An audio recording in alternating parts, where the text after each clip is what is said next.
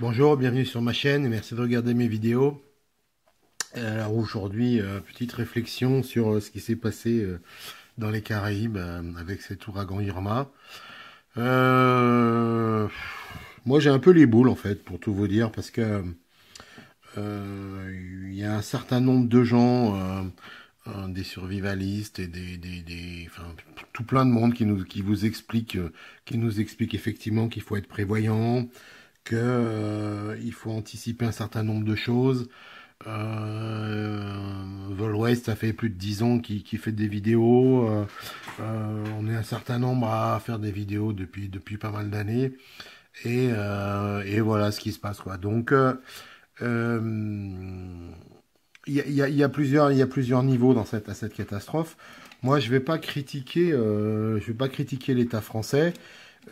D'abord parce que j'ai pas les éléments, puis j'ai pas la prétention de les connaître et de pouvoir juger l'attitude des politiques et du gouvernement. Euh, Moi, je vais plutôt m'attacher, je vais peut-être être un petit peu dur, peut-être choquer un peu, mais moi, je vais m'attacher un petit peu à l'attitude de la population plutôt, parce que euh, on est quand même dans les Caraïbes. Moi, il y a un truc que je comprends pas. On est quand même dans les Caraïbes. Les Caraïbes, ils sont frappés régulièrement par les ouragans. Le dernier ouragan qui a tapé un peu fort, c'était en 95, Louis, je crois. Donc en 1995. Donc ça fait quoi? Ça fait 20 ans. Euh, et ben la population est toujours surprise. Ah bah je comprends pas. Il va y avoir un ouragan. Alors bon, on va oublier Irma qui a été surpuissant effectivement, qui a tout défoncé. Mais je comprends pas, moi, la population, elle est toujours surprise.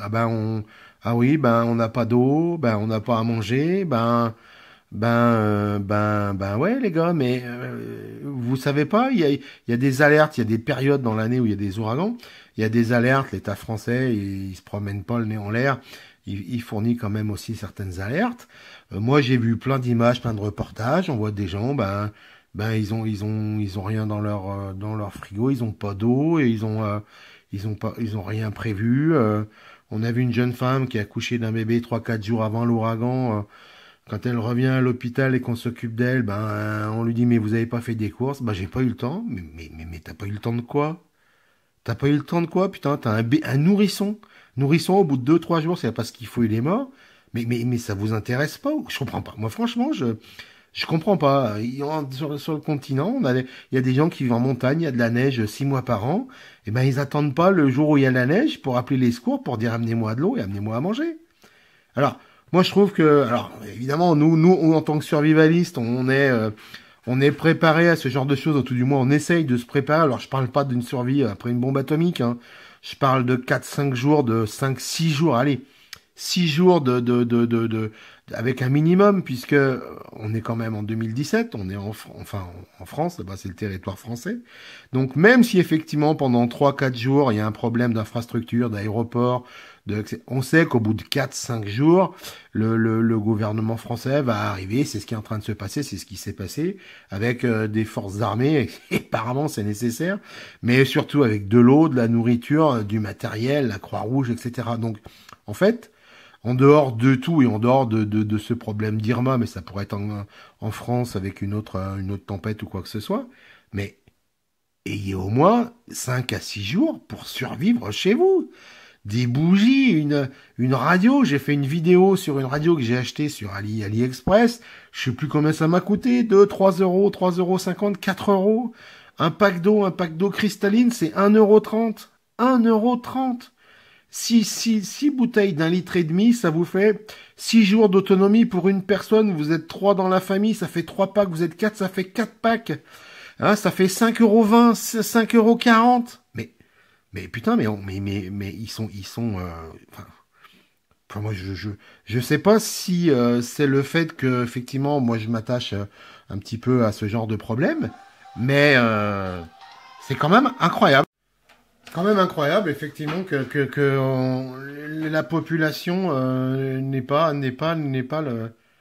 l'idée de se préparer. On a un gouvernement qui a un site risque.gouv.fr qui vous explique, même pour nous continentaux, le minimum qu'il faut avoir. Là-bas, c'est des régions qui devraient être sensibilisées à ça. Apparemment, non. On voit aux États-Unis, le pays où il y a les tornades dans le sud des États-Unis. Et ben les gens, ils sont régulièrement. Il y a des villes qui sont rasées. Ils font des maisons en bois beaucoup. Donc évidemment, c'est encore accentué par le phénomène. Les gars, ils ont des caves, ils ont des espèces de caves, un petit peu bunker pour se protéger des tornades. Ils ont un minimum de réserve pour tenir 3-4 jours. On sait que, effectivement, pour que l'État se déplace après et qu'il puisse aborder le lieu où ça s'est passé, il lui faut 3-4 jours. Bon, on a vu aux États-Unis, en Louisiane, ils ont mis 12 ou 14 jours, mais on n'en est pas là. Donc, moi, je comprends pas qu'on puisse pas se préparer, à minima, des bouteilles d'eau, des bougies, des piles, une radio, pour avoir des informations. Voilà. Alors, c'est le minimum. Après, en tant que survivaliste, ben oui, bien sûr. Alors, on est toujours des fous furieux, des paranos, des hystériques, mais bon, ben nous, on peut avoir un 12 sur la cheminée, ben on voit que ça peut servir. Moi, je suis pas là pour tirer dans la foule, c'est pas du tout le but du jeu, mais si on se regroupe à plusieurs familles parce que on a un petit peu de stock et puis qu'on le partage avec ses voisins, ben pour pas se faire agresser, ben faut savoir aussi un petit peu se protéger. Alors où les armes, c'est pas beau, c'est caca, ça tue, machin. Ouais, d'accord, mais bon, on voit aujourd'hui tous ces braves gens qui ont la larme à l'œil, qui parlent de survie, qui parlent d'agression.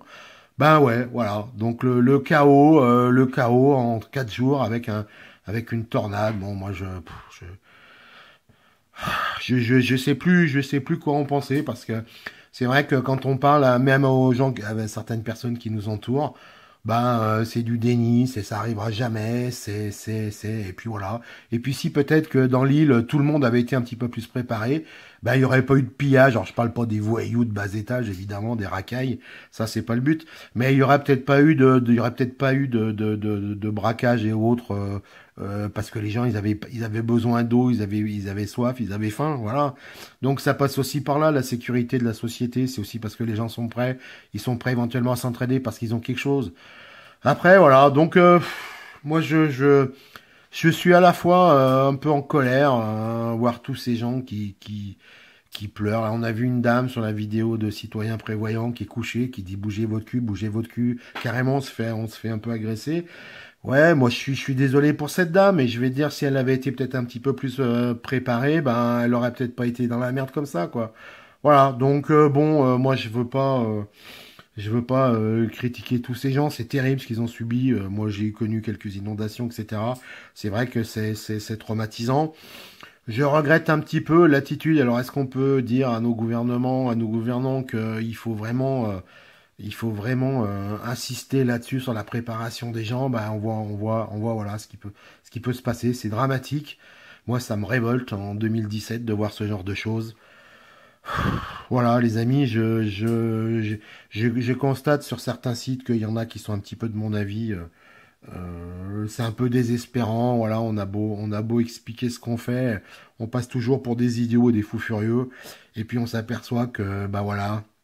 Alors, bah on avait raison, quoi. Voilà, encore une fois. Et c'est pas une guerre atomique, c'est pas une attaque de zombies, hein. 5 jours, 5-6 jours. Voilà. Désespérant. Donc écoutez, j'espère que tous les survivalistes et les gens qui s'y intéressent, qui m'écoutent, pourront être un petit peu éducatifs avec leur entourage, et que leur faire comprendre que voilà, leur démarche et notre démarche, elle sert aussi à répondre à ça, voilà, et ça peut sauver des vies. Voilà. Voilà. Sur ce, les amis, bah écoutez, j'espère qu'on se retrouvera pour des vidéos un petit peu plus sympathiques. Et puis voilà. Et puis mes pensées vont à tous ces gens qui ont de très gros problèmes. Maintenant, c'est plus les survivalistes, c'est au gouvernement français de prendre les choses en main et de les aider, de reconstruire. Donc je leur souhaite bon courage, et mes vœux les accompagnent. Voilà. Et surtout, restez aware, les gars.